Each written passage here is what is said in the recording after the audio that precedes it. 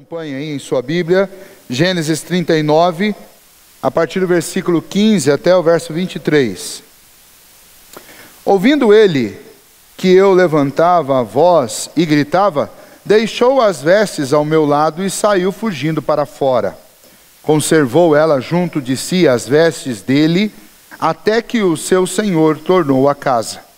Então lhe falou, segundo as mesmas palavras, e disse: o servo hebreu que nos trouxeste veio ter comigo para insultar-me. Quando, porém, levantei a voz e gritei, ele, deixando as vestes ao meu lado, fugiu para fora.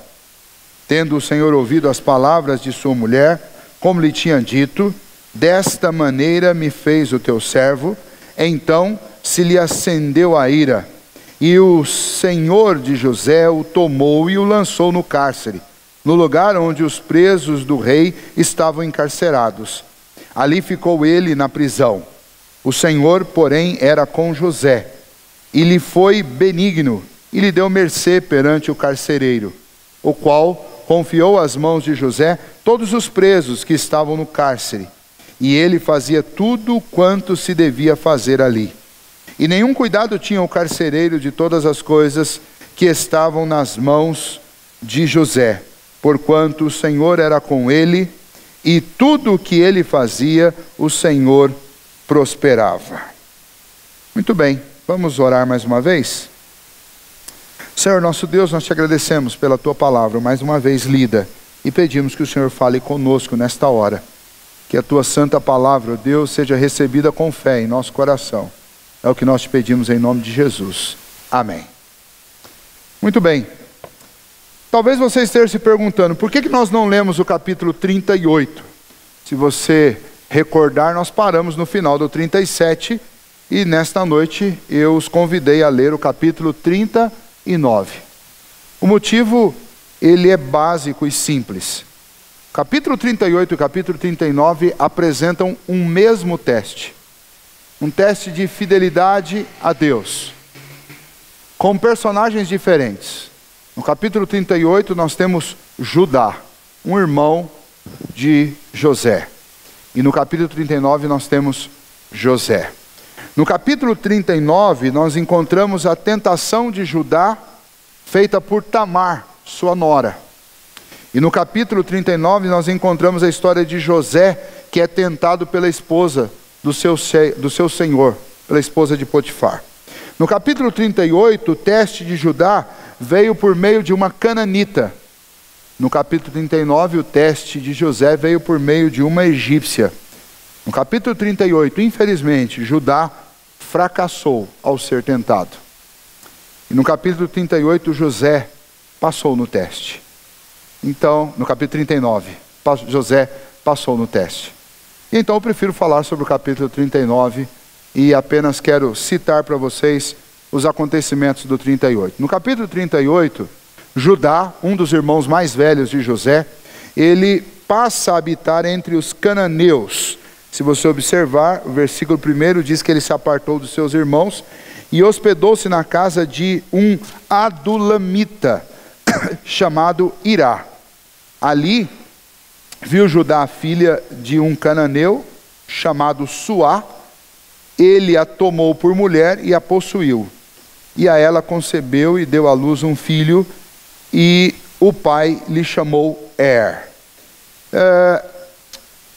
Judá teve 2 filhos com esta mulher, com essa sua esposa.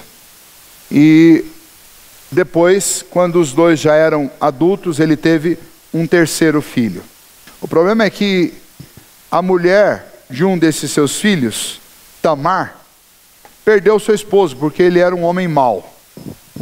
E depois, na cultura deles, quando um irmão ou um filho de um pai morre sem ter deixado um herdeiro, um sucessor, alguém que pudesse continuar aquela descendência, o irmão mais velho na ordem do nascimento dos irmãos, o próximo irmão mais velho era responsável de suscitar um herdeiro para o irmão que morreu. E então o irmão mais velho se deitava com a viúva. para suscitar um herdeiro. Acontece que nessa história o irmão não queria um herdeiro, porque ele queria que os filhos dele fossem detentores e herdassem a família de Judá. E então o que ele fazia? Ele se deitava com a viúva, mas ele jogava a sua semente no chão. No momento da relação, ele colocava a sua semente na terra, para que ela não tivesse um filho. E por causa disso, Deus fez com que esse outro filho de Judá morresse também. E então, Tamar continuava sem filhos. E o outro irmão era uma criança. Então, Judá chegou para ela e disse para ela o seguinte: aguarda até que o meu filho mais novo, que ainda é uma criança, fique adulto. E quando ele se tornar adulto, ele será dado a você, para que você possa ter uma família, possa ter um herdeiro. O problema é que quando esse moço, quando esse menino se torna homem, Judá começou a enrolar. E simplesmente não levava o moço para suscitar um herdeiro ao irmão que tinha falecido através da sua esposa Tamar, a viúva. E Tamar, vestida como viúva, durante todos esses anos permaneceu sem se deixar tocar por outros homens, porque ela precisava aguardar suscitar um herdeiro. Cansando ela disso, um certo dia ela teve a ideia de fazer com que o próprio pai, o próprio sogro, se deitasse com ela. O sogro estava enlutado e ele subia uma eira, subia um monte, e normalmente quando ele fazia essas subidas a esse monte, ele bebia para esquecer a amargura e a tristeza de ter perdido a sua esposa. E numa das vezes que ele fez isso, ela tirou a roupa de viúva, colocou um véu e se assentou à beira do caminho como uma prostituta. E nessa ida, Judá, subindo pelo caminho, a enxerga, não reconhece que é sua nora, acha que é uma prostituta, pede para se deitar com ela, se deita com ela e pergunta o que ela vai lhe cobrar sobre isso. Ela falou assim: olha, me deixa um dote, alguma coisa que depois nós possamos trocar, porque no momento eu não consigo pensar em nada. Ele falou: tudo bem, o que você quer?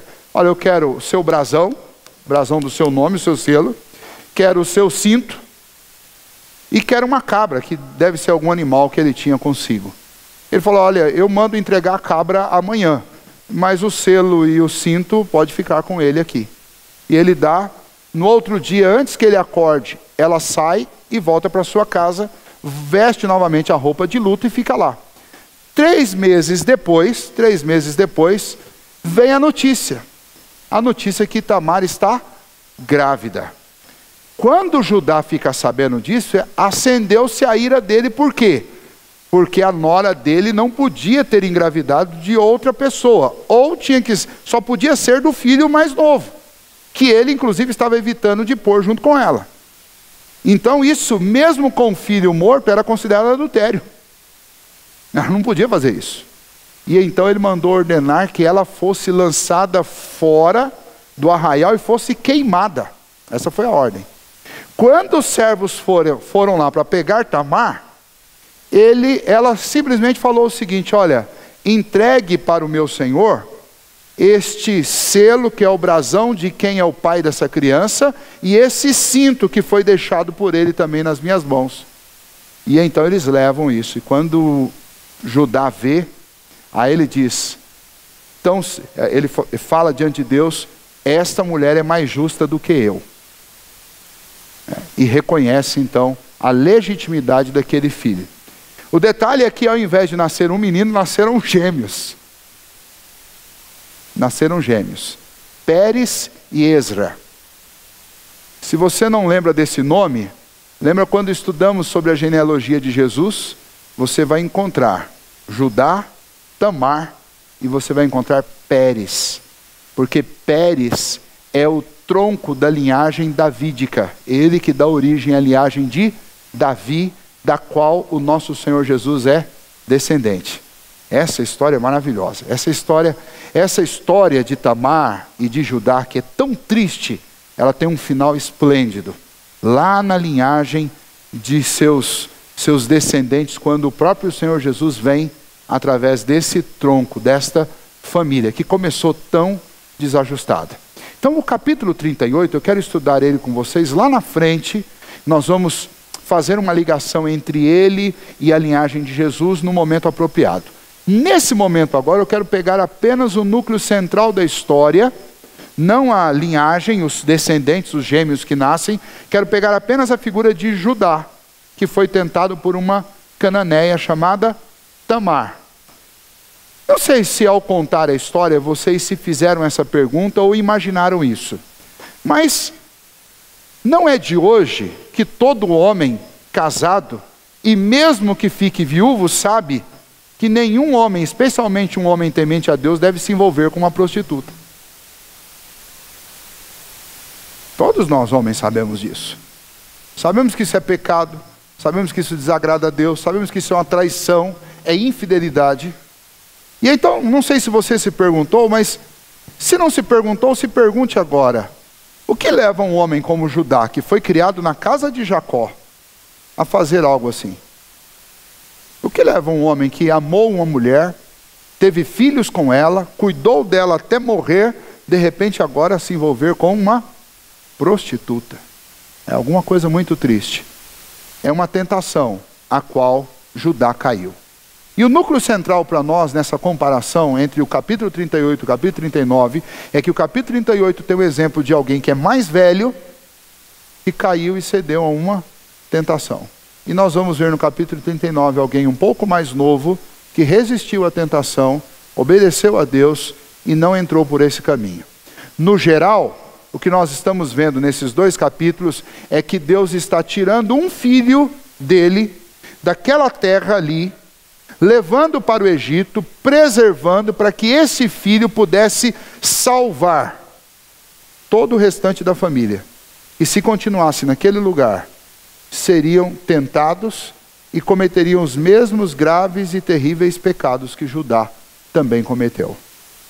A diferença entre um e o outro é que na vida de um Deus está atuando salvificamente, redentivamente, para poder resgatar o restante da família. Mas essa é uma história longa e nós vamos demorar para chegar nesse desfecho. Por hora, nós vamos apenas olhar os acontecimentos desse capítulo. O capítulo 39, então, começa mostrando que se alguma coisa pode dar errado na vida de uma pessoa, não tenha dúvida, vai dar. Já ouviram falar da lei de Murphy? O que a lei de Murphy diz? A lei de Murphy diz, se uma coisa pode dar errado, tenha certeza absoluta, ela com certeza dará errado. Se alguém chega para você e fala assim, olha, cuidado, porque se você fizer tal coisa, você vai ter um baita de um problema. Se você não ia ter, depois que essa pessoa falou, você com certeza terá. Essa é a lei de Murphy, né? Se um pão for cair da mesa, pode ter certeza que ele vai cair com a manteiga virada para baixo. A lei de Murphy é isso. Depois, agora no final do século XX, alguém foi lá e disse, olha, a lei de Murphy está ultrapassada, porque agora nós estamos com uma outra lei em vigor. A lei de Petrov. Petrov é um filósofo extremamente pessimista, e Petrov disse o seguinte, olha, a lei de Murphy não serve mais para a nossa sociedade, porque Murphy era muito otimista. Então a coisa é muito pior do que a lei de Murphy prescruta. Muito bem, o que acontece no capítulo 39 é exatamente isso. As coisas vão de mal a pior. Se alguma coisa podia sair errado, era ele ter sido dado como morto no final do capítulo 37 e vendido como escravo. Quando a gente entra no capítulo 39, nós vamos descobrir que existe ainda um jeito de piorar essa situação. Já não basta ser escravo, ele vai terminar esse capítulo como prisioneiro, que é pior do que ser escravo. Como que isso aconteceu? Bom, a história é um pouco longa, mas é interessante que a gente passe por toda ela. A história de José, para nós, é um exemplo extremamente verdadeiro e maravilhoso de que todas as coisas cooperam para o bem daqueles que amam a Deus, que são chamados segundo o seu decreto. Romanos 8, 28. A história de José é um exemplo disso. Porque a história de José é uma história que não só tem tudo para dar errado, dá tudo errado. Mas apesar de dar tudo errado, Deus mexe com essa história de tal maneira que essas coisas se transformam em algo maravilhoso. Como é que uma história tão ruim, uma história com acontecimentos tão terríveis, pode se tornar uma história boa. Eu acredito, tenho plena convicção, que o motivo dessa história se tornar uma história boa está exatamente num refrão que é repetido muitas vezes daqui até o capítulo 50 de Gênesis. Mas eu não vou falar dos outros capítulos, vou falar apenas do 39. E no capítulo 39 esse refrão é repetido muitas vezes. Você pode ler comigo. Olhe para o versículo 2. O Senhor era com José. Olhe para o versículo 3. O Senhor era com ele. Olha para o versículo 21. O Senhor, porém, era com José. Olha para o versículo 23. Porquanto o Senhor era com ele. Por que uma história ruim se torna uma história maravilhosa? Porque se Deus estiver a seu favor, não há acontecimento tão terrível na sua vida que Deus não possa transformar em bênção para você. Essa é a primeira lição desse texto para nós. Não importa quantas coisas horríveis já tenham acontecido com você, se Deus for por você, não importa o quão terrível esses acontecimentos sejam, Deus vai reverter isso em bênção. E essa é a confiança do cristão. Lembra que quem escreveu o livro de Gênesis foi Moisés. E ele escreveu para um povo que estava vindo de mais de 300 anos de escravidão. E ele precisa mostrar para esse povo, inclusive através da história de José, que os levou para o Egito, numa circunstância totalmente diferente, mas ele precisa mostrar para esse povo que quando Deus é por nós, ainda que a gente sofra terrivelmente com algumas circunstâncias, Deus converte essas circunstâncias em bênção. E o cristão não pode perder isso de vista, de jeito nenhum. O cristão sempre tem que ter essa convicção. Hoje tudo deu errado, mas de alguma maneira Deus vai usar esse tudo errado para o meu bem. É isso que significa Romanos 8, 28. Tá? Não necessariamente esse meu bem aqui, terreno, material, mas de repente Deus está me lapidando para a vida eterna. De repente não, com certeza. Tá? Então vamos ver alguns pontos aqui que eu estabeleci para que a gente possa ter um melhor aproveitamento. Primeira coisa que esse texto nos ensina, a primeira lição desse texto para nós é: quando Deus está conosco, coisas ruins ainda podem acontecer. Quando Deus está conosco, coisas ruins ainda podem acontecer. A história de José mostra isso. José foi levado para o Egito e Potifar, oficial de Faraó, comandante da guarda egípcia, comprou dos ismaelitas que o tinham levado para lá. José chegou lá no Egito numa condição terrível, a condição de escravo. É assim que Gênesis nos relata. E quando ele chegou, ele foi para um mercado de escravos, onde ele foi comprado, né? Nesse lugar onde ele foi viver, no Egito, ele poderia ter ido parar numa periferia, ele poderia ter parado num sítio, numa fazenda, em qualquer lugar. Mas vejam só, por mais terrível que fosse a sua condição, a condição de escravo, mas ele foi comprado pelo capitão da guarda de Faraó, um guarda-costas de Faraó. Aliás, o capitão dos guarda-costas de Faraó. Aonde esse homem morava? Este homem morava no centro do Egito. Esse homem morava num lugar onde se podia enxergar as pirâmides. Ele estava no centro da cultura e no centro da ciência. Para vocês terem uma ideia, o Egito naquela época era o lugar mais desenvolvido do mundo. Não havia nenhum outro lugar onde a ciência tinha se multiplicado tanto quanto no Egito. Para vocês terem uma ideia, essas pirâmides que existem até hoje, quando José esteve no Egito, essas pirâmides já tinham sido construídas há cerca de 1000 anos. E até hoje a gente não sabe como que se construiu as pirâmides e não existe conhecimento arquitetônico de arquitetura compatível com o que foi usado para construir pirâmides. E naquela época, os egípcios já tinham uma cultura de construção superior à nossa. Num outro sentido, sob outros ângulos, eles não tinham as máquinas nem a tecnologia que nós temos, mas eles conseguiam fazer coisas naquela época que a gente não consegue fazer hoje. Então, José foi parar nesse lugar. O Egito era o reino mais avançado. E olha só, ele não só foi para esse lugar onde a ciência estava em franco desenvolvimento, o lugar mais avançado do mundo, mas ele foi trazido para a casa de alguém que tinha as regalias de viver sobre as sombras do próprio faraó. O maior centro cultural estava à disposição de José. José chega lá sem saber a língua. José não sabia a língua deles. Mas ele vai para uma casa onde ele vai aprender não só a língua, mas ele vai aprender a ciência, ele vai aprender a economia dos egípcios. O Egito não é só um lugar de ciência, o Egito também é o lugar onde toda a nutrição e o sustento, o celeiro do mundo da época, de todo o Oriente, estava exatamente no Egito. O Egito era o maior produtor de trigo.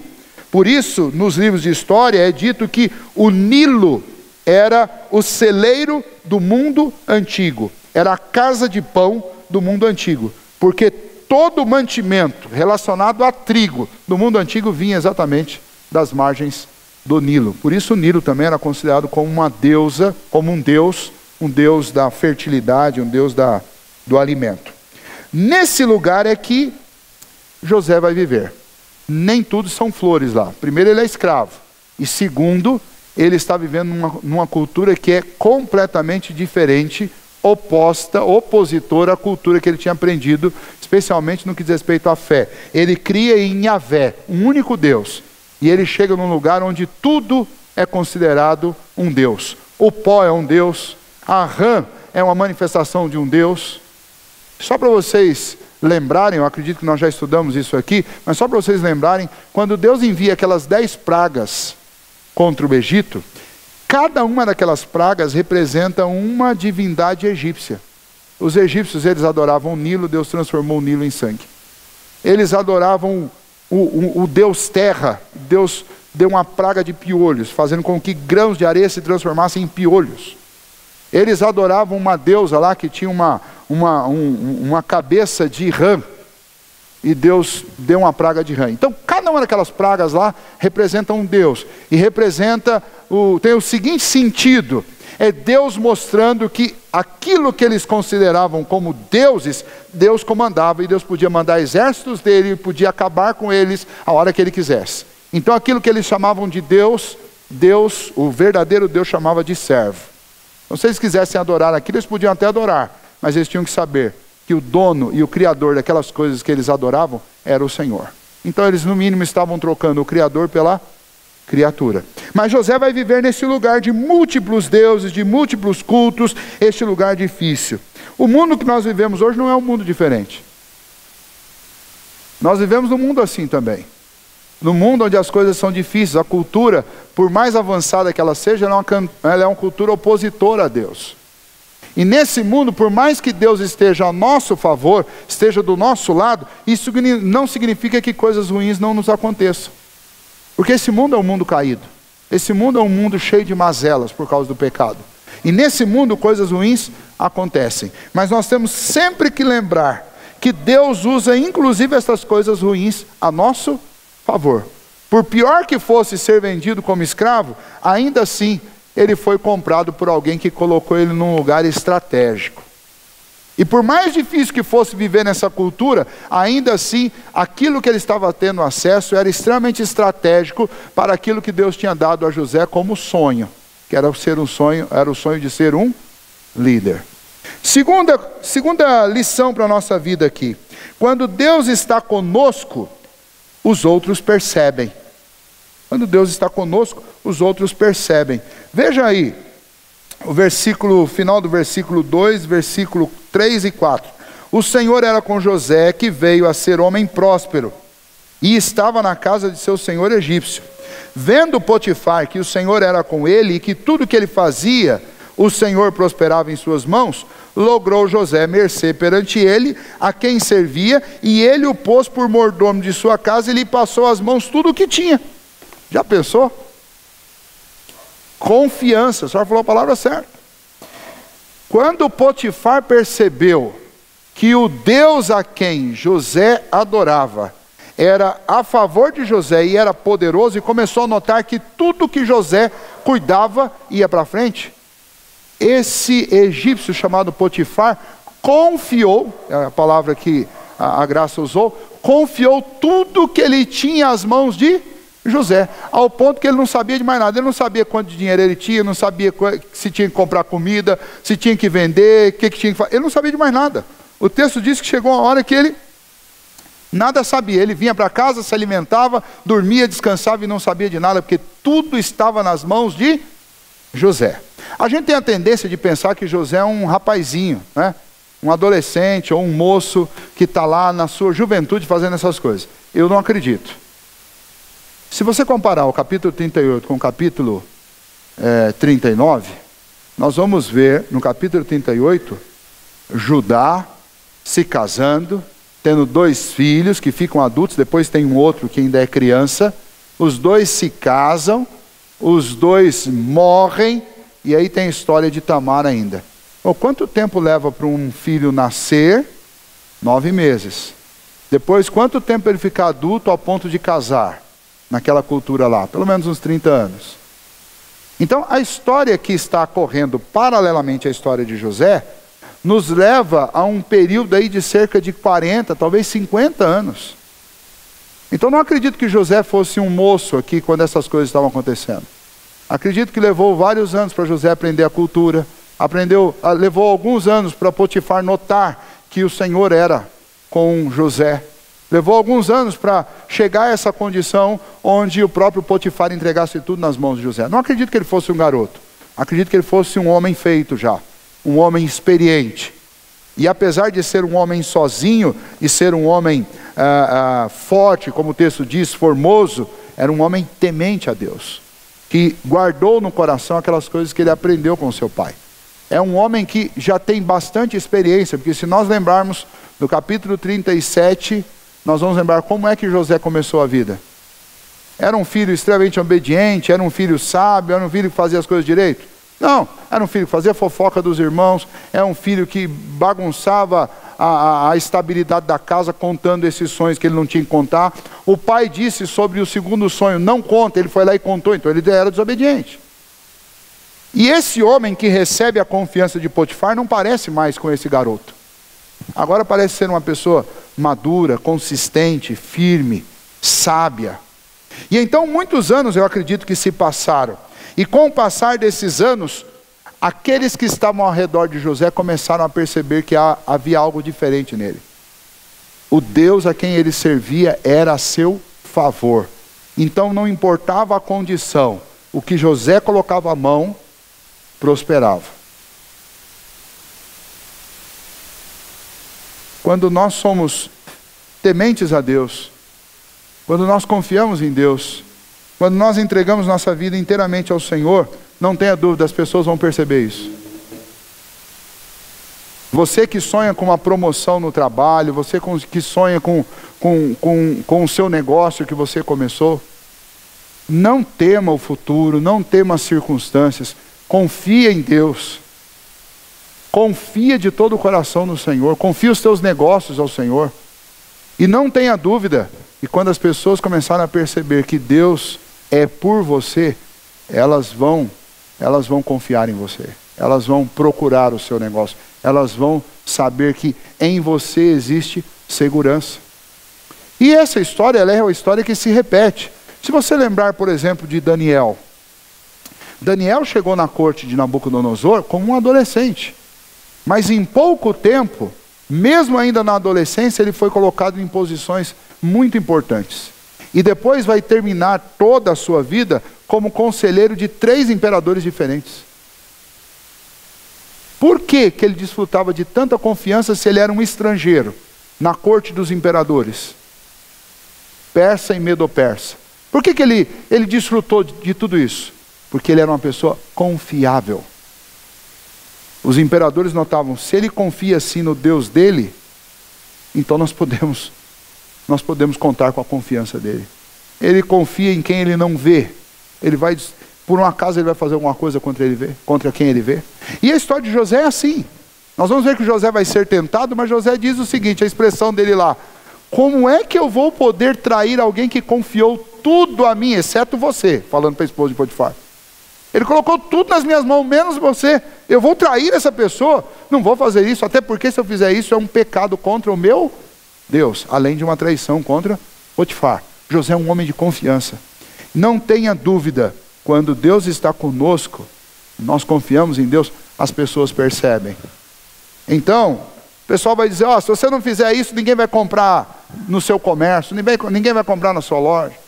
Se você não fizer o que todo mundo está fazendo, você não vai receber uma promoção no seu trabalho. Não entra por esse caminho, não. Você não tem que ir pelo que a maioria está fazendo. Você tem que pedir que Deus te abençoe. Porque se Deus te abençoar, teu patrão, teus clientes vão perceber isso. E você vai ser abençoado através da vida deles. Terceiro, quando Deus está conosco, podemos ser bênção para os outros. E foi assim que aconteceu na casa de Potifar. Quando Potifar passou as coisas a José, o texto diz que Deus começou a abençoar Potifar por causa de José. Está lá, veja, versículos 5 e 6. E desde que o fizera mordomo de sua casa e sobre tudo que tinha, o Senhor abençoou a casa do egípcio por amor a José. A bênção do Senhor estava sobre tudo o que tinha, tanto em casa como no campo. Potifar, tudo o que tinha confiou às mãos de José, de maneira que, tendo-o por mordomo, de nada sabia. Além do pão com que se alimentava, José era formoso e de porte e de aparência. A única preocupação de Potifar era sentar à mesa e comer o pão que aparecia lá. Ele não sabia nem de onde tinha vindo. Mas ele sabia de uma coisa: com esse moço à frente, ou esse homem à frente dos meus negócios, Deus abençoou tudo que eu tenho. É um egípcio, é um incrédulo que está sendo abençoado através da vida de alguém que é fiel. Nós temos retratos disso dentro do casamento. Quando alguém se casa com um cristão, uma pessoa que não é cristã, se casa com um cristão, a palavra do Senhor diz que essa pessoa vai ser abençoada. 1 Coríntios 7,14 diz: porque o marido incrédulo é santificado no convívio da esposa, e a esposa incrédula é santificada no convívio com o marido cristão. Ou seja, não é que a pessoa vai ser salva porque casou com um crente, mas vai desfrutar de muitas bênçãos que Deus tem reservado para a família dos seus filhos, porque simplesmente se ajuntou a um cristão, e quem sabe até a própria salvação. Isso é uma ilustração também do que já tinha acontecido lá atrás na casa de Labão. Se você lembrar, nos anos que Jacó passou na casa de Labão, o que aconteceu com Labão? Labão prosperou, ficou riquíssimo. Por quê? Por causa da presença de Jacó lá. Isso ainda é manifesto também sobre os filhos. Os nossos filhos desfrutam disso. 1 Coríntios 7,14: de outra sorte os vossos filhos seriam impuros, porém agora são santos, por causa do cônjuge que é santo e busca o Senhor. Então, sempre que há uma aproximação de alguém incrédulo, de alguém que teme ao Senhor, essa pessoa acaba desfrutando das bênçãos que Deus concede àqueles que são seus filhos. Quarto, quando Deus está conosco, as tentações perdem o seu brilho. Quando Deus está conosco, as tentações perdem o seu brilho. Versículo 7 até o versículo 10. Aconteceu depois dessas coisas que a mulher de seu senhor pôs os olhos em José e lhe disse: deita-te comigo. Por que essa mulher fez isso? Bom, uma das respostas é a seguinte: além do fato de que ela estava cometendo um pecado, mas a resposta que a maioria dos estudiosos desse texto, os comentaristas que eu pude consultar, o cargo que Potifar tinha era um cargo de oficial de Faraó. Faraó, que tinha muitas esposas, e não só esse Faraó, mas era cultura entre esses grandes imperadores, especialmente no Egito, os faraós, eles castravam todos os seus oficiais. Para não correr risco que um desses oficiais, que tinham acesso livre à corte de Faraó, que um desses oficiais não atentasse contra a vida de Faraó, assumisse o trono e começasse uma nova dinastia. Como para ser oficial o indivíduo tinha que ser castrado, por mais que ele tentasse usurpar o trono, ele não tinha para quem deixar. Então essa era a regra. Oficial tinha que ser castro. Então, acredita-se que o casamento de Potifar com essa mulher, ou foi um casamento anterior a ele ser consagrado oficial, e portanto depois que ele foi consagrado oficial, eles passaram a ter um casamento só de fachada, mas eles não tinham mais relação, porque ele se tornou um homem castro.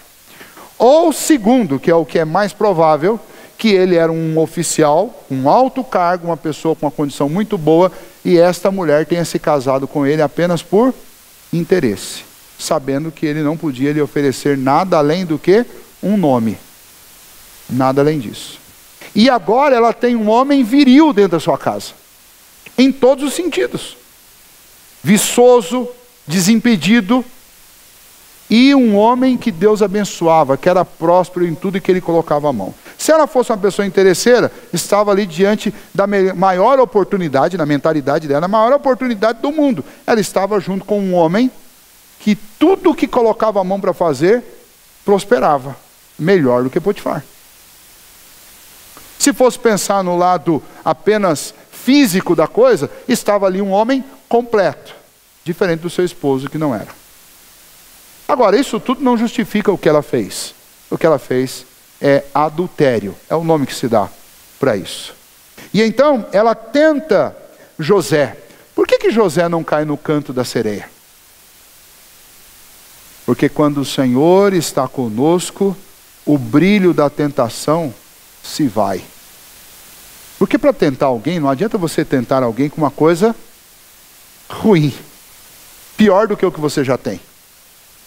A tentação, ela sempre vem revestida de que jeito? É aquela história que a grama do vizinho é sempre mais verde do que a nossa. A tentação, ela sempre vem vestida com a roupa mais bonita do que a do seu cônjuge. Sempre vem revestida com a oportunidade que é melhor do que aquela que você já tem. E é por isso que as pessoas caem nas tentações.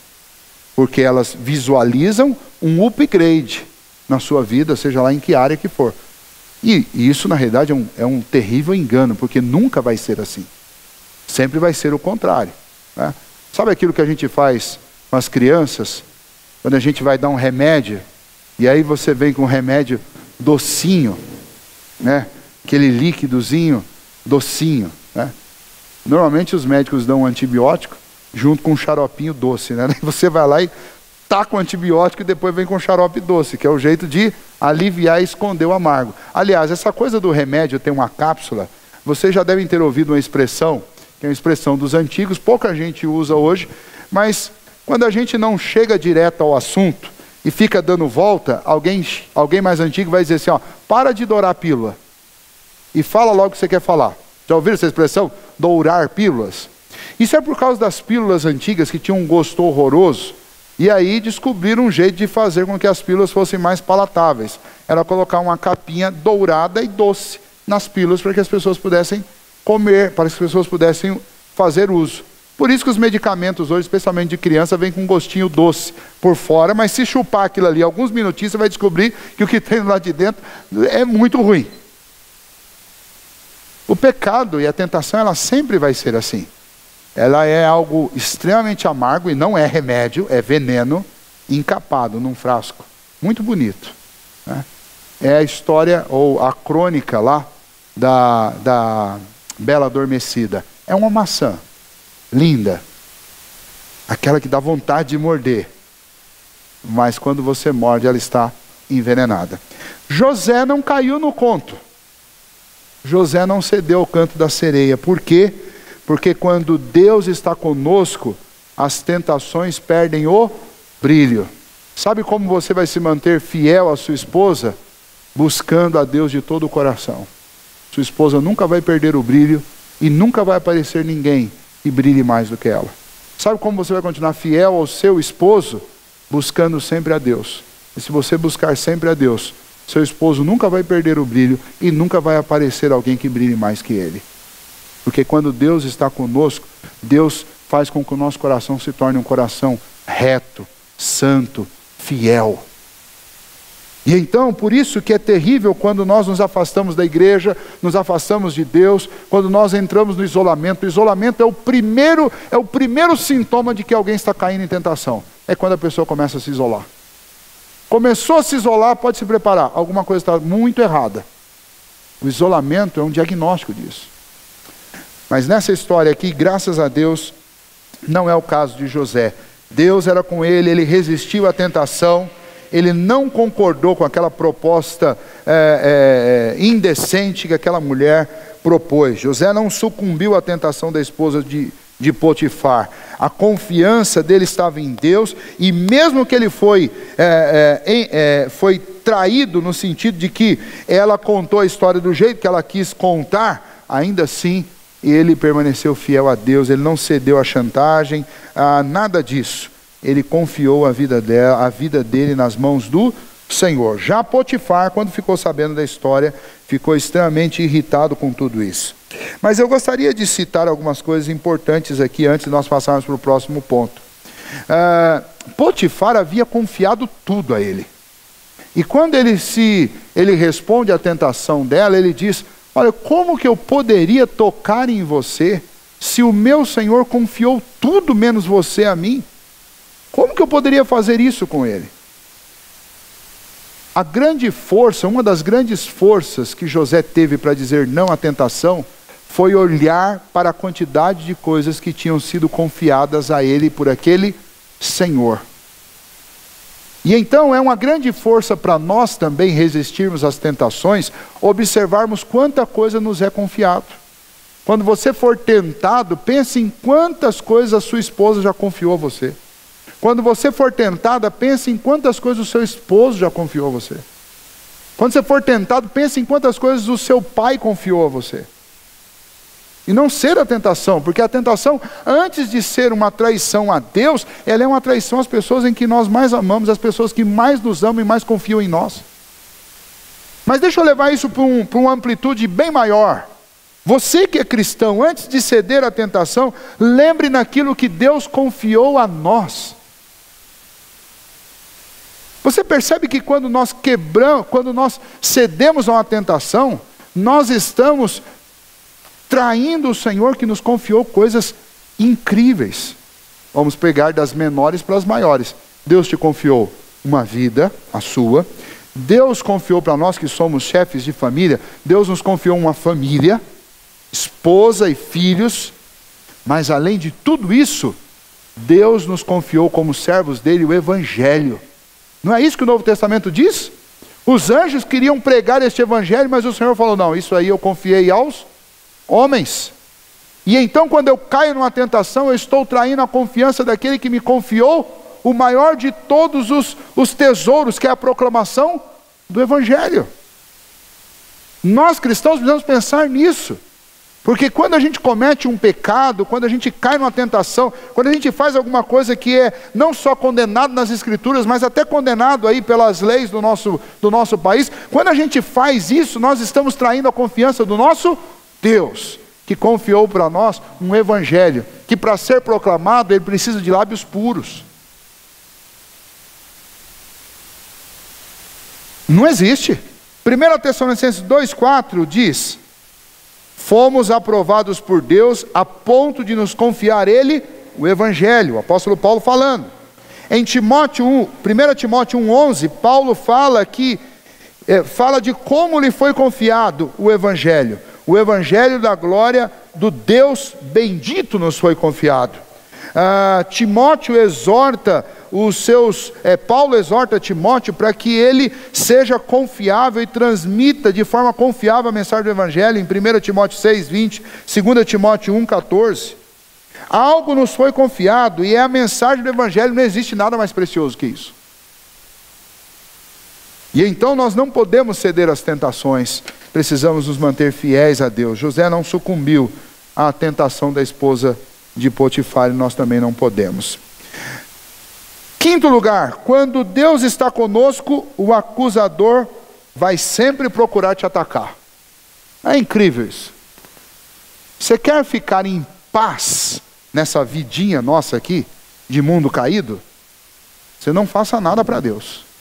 Você não obedeça a Deus, não invista no reino de Deus, não se doe pelo reino de Deus, não faça nada. O diabo não vai, ele não vai nem lembrar que você existe. Mas seja fiel às coisas que Deus te confiou. Deus te confiou o evangelho, prega o evangelho com fidelidade. Deus te confiou o serviço, faça o serviço com fidelidade. E sabe o que vai acontecer? O diabo, ele vai ficar tão furioso que ele não vai fazer por menos. Ele vai te atacar onde você menos imagina. Ele vai te atacar dia e noite. Está perdendo terreno, ele vai te atacar. O que aconteceu? José resistiu à esposa de Potifar, não cedeu às tentações, ela tentava todo dia, deita comigo, e ele não, até que um dia ele chega na casa, e a casa está vazia. E nesse dia, a abençoada pega ele, não, a amaldiçoada, né, para ser mais exato, pega e arrasta ele, e nesse arrastar ele larga a capa e foge. Ela cata a capa dele, e ela vai fazer o papel do diabo, né? Vai chegar para o marido e vai falar assim, ó, esse hebreu que você trouxe aqui para dentro da nossa casa, ele me atacou, eu comecei a gritar, ele fugiu, no que ele fugiu eu segurei a capa dele. Está aqui, ó, a prova. Acusador, enganador e acusador. É isso que o diabo faz. E o diabo, ele tem gosto por fazer isso contra quem está trabalhando, contra quem está servindo, contra quem está lutando para ser fiel a Deus. Os outros estão perdidos, ele não tem por que se ocupar com os outros, né? O negócio dele é se ocupar com gente que realmente está ocupada no reino de Deus, né? Então vejam só, existe uma coisa interessante aqui, que é a questão das roupas. Se você lembrar, lá em Canaã, José recebeu uma túnica do seu pai, que despertou a raiva dos seus irmãos. Aqui no Egito, suas vestes serviram para levá-lo para o presídio, para a prisão. Então José está sempre tendo um problema com as roupas que ele usa, né? Mas um dia essas roupas dele vão ser trocadas por roupa de rei. Mas isso ainda vai ficar um pouco para frente. Sexto, quando Deus está conosco, até mesmo nossas adversidades se tornam em bênção. Potifar ficou sabendo e fez o quê? Mandou lançar José no cárcere, lugar onde os presos do rei estavam encarcerados. Ali ficou ele na prisão. Os dados de Gênesis são sempre dados muito importantes.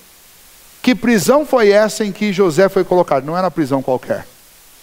Era a prisão onde eram colocados os prisioneiros que eram decretados culpados diretamente pelo rei, pelo faraó, ou por um dos oficiais de faraó.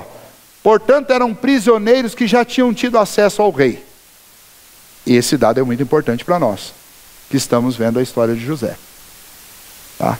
Então, quando o Senhor está a nosso favor, até mesmo as nossas adversidades se tornam uma bênção para a nossa vida. Esta adversidade, a mais terrível de todas, é a tal da lei de Murphy sobre a vida de José. No final das contas, acaba sendo uma bênção. Porque se José tivesse continuado na casa de Potifar, ele ia morrer de cabelo branco como um escravo, fazendo Potifar prosperar e se tornar um homem rico, e ele nunca sairia da condição de escravo. Mas agora, José saiu da condição de escravo para uma situação inferior, que é a situação de prisioneiro. Mas é um prisioneiro que está preso entre os presos do rei. E isso deve ter algum sentido importante, e é o que nós vamos ver. Mas eu quero, antes de ver isso, eu quero citar para vocês dois eventos interessantes. 11 de maio de 1996, um avião que tentava levantar pouso, ele sofreu uma pane, bateu na cabeceira da pista e morreram todas as pessoas daquele avião. 1996. É interessante que um cidadão parou num caixa eletrônico uma hora antes do seu voo para retirar um dinheiro. E ele teve um problema com o seu cartão que ficou preso na máquina. E ele se atrasou porque era o único cartão e ele não podia deixá-lo ali, e levou um certo tempo até que alguém desprendesse seu cartão da máquina e ele pudesse embarcar. Ele foi até o balcão para reclamar, e quando chegou lá, o seu voo já estava com o embarque encerrado. Por causa disso, ele perdeu aquele voo, só que salvou a sua vida. Recentemente, naquele fatídico voo da Chapecoense, o filho do técnico tinha ido até o Rio de Janeiro para assistir o jogo junto com o pai, e foi até o Rio de Janeiro e esqueceu de levar consigo o passaporte. Do Rio de Janeiro eles embarcariam para o voo em que eles morreram.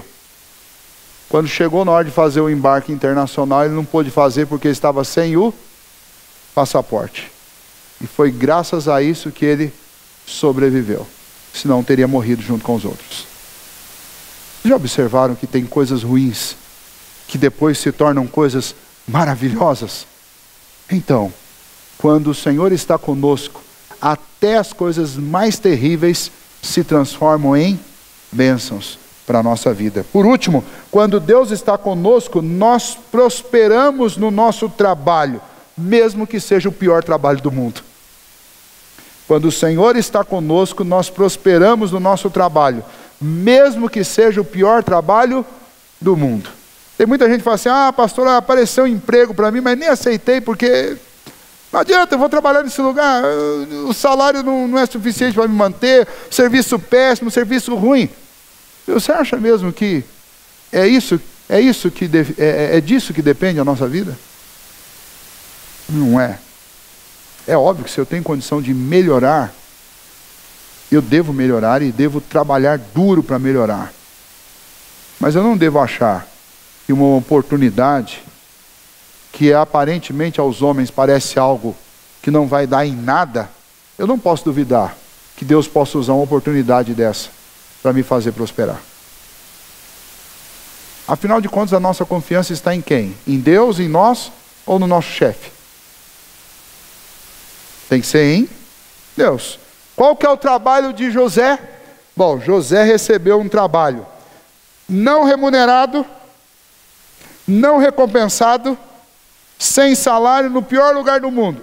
Ele é um escravo, prisioneiro, que chega na prisão, em vez de ficar lá descansando, porque o que todo prisioneiro faz é dormir dia e noite, esse não. Esse vai para a prisão, e vejam só como o trabalho é descrito como uma bênção. Versículo 21, o Senhor, porém, era com José, e lhe foi benigno, e lhe deu mercê perante o carcereiro. Ó, significa o quê? Mercê. E deu a José com que o carcereiro lhe fosse favorável. Bom, um carcereiro é favorável, você espera que ele faça o quê? Abra as portas da prisão e deixa você ir embora. Foi isso que o carcereiro fez? Não, o carcereiro fez algo muito melhor. O carcereiro deu a José um trabalho. E que trabalho foi esse? O carcereiro simplesmente confiou a José todos os presos. Em que lugar do mundo que o chefe do presídio pega a chave da prisão e pega um cara que acabou de ser preso e fala para ele assim: ó, cuida dos outros? Hã? Só se for louco, né? Mas lembra que nós já vimos um ponto, que quando Deus é por nós, as pessoas ao nosso redor, aqueles que nos observam, eles notam que Deus é a nosso favor. O carcereiro logo percebeu que esse homem era um homem diferente. Tinha um Deus que estava cuidando dele. E então esse carcereiro falou assim: bom, se ele prosperou na casa de José, se ele cuidou, organizou tudo, ele vai fazer o mesmo aqui. E deu as chaves do cárcere. E o texto diz que, versículo 23, e nenhum cuidado tinha o carcereiro de todas as coisas que estavam nas mãos de José, porquanto o Senhor era com ele, e tudo o que ele fazia prosperava. Esse é o pior emprego do mundo. Esse é o pior emprego do mundo, mas desse emprego vai sair o vice-rei. Então não sei se é o seu caso, você pode estar no pior emprego do mundo, mas olha para as páginas da Bíblia. A Bíblia mostra claramente que Deus, Ele é poderoso para pegar escravos, prisioneiros e transformar em príncipes, em reis, em grandes líderes. Essa parte cabe a Deus. O que cabe a nós é confiar no Senhor. O Senhor estava com José, o Senhor era bondoso com José, o Senhor favoreceu José em todas as condições. Essa não é uma história apenas sobre um José. Essa é a história do Senhor agindo sobre a vida de um José, para fazer dele um grande homem, para salvar a sua família. Nós olhamos para José como um homem cuja vida manifestou a presença de Deus. Notamos no verso 23 que Deus estava com ele. Quão maravilhoso seria se as mesmas coisas pudessem ser ditas a nosso respeito. Pensou se as pessoas pudessem dizer: olha, ali vai um homem que Deus é a favor dele, Deus é com ele, né? Esta seria a maior proclamação do Evangelho, seria essa. Seria as pessoas perceberem que nós somos fiéis a Deus e que Deus está conosco. As pessoas iam querer ser parecidas com a gente, iam querer fazer o mesmo que a gente faz. Então nós precisamos aprender muito com José. José cresceu muito na vida, cresceu muito, mudou muito através das experiências que ele passou. Se você for pegar apenas do lado humano e empreendedor, José aprendeu a língua, José aprendeu a ciência, aprendeu a economia, aprendeu a administrar na casa de Potifar, se tornou um grande administrador. Sua fama de administrador com certeza correu, o carcereiro devia saber disso. O carcereiro foi: bom, se ele sabe administrar bem, para que eu vou ficar cuidando desse negócio aqui? Põe ele para cuidar. E lá nos próximos capítulos, quando o rei descobrir que tem que atravessar uma crise, ele precisa do maior de todos os administradores do Egito. E eu acredito que teve um coro que disse para ele assim: ó, só tem um cara que é capaz de administrar esse negócio. A gente já sabe muito sobre a fama dele. E além disso, ele tem um Deus que é a favor dele. Isso fica para semana que vem. Mas agora, que a gente leve para o nosso... Quando Moisés escreveu essa história para o povo hebreu, ele estava escrevendo para um povo que era o quê? Escravo. Ele estava escrevendo para um povo que era escravo.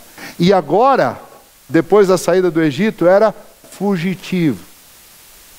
Moisés está escrevendo para eles para fazer com que eles entendessem que mesmo sendo um povo fraco, pequeno, escravo e fugitivo, Deus era especialista em pegar gente escrava, pequena, fraca, prisioneira e transformar em gente poderosa e forte, para a glória de Deus.